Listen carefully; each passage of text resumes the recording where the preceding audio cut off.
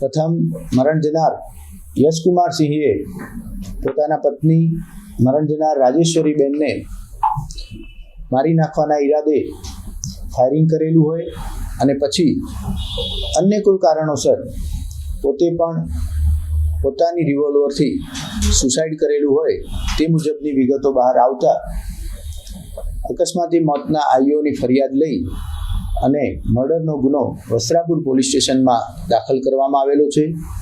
આગળની તપાસ Vastrapur police inspector ચલાવી રહેલા છે.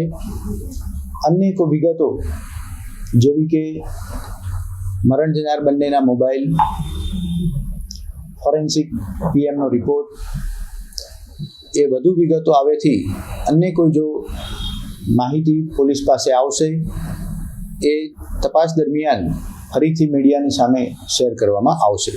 ઘરની વીજળી સ્વયં બનાવવા આજે સે સોલારનો સંપર્ક કરો.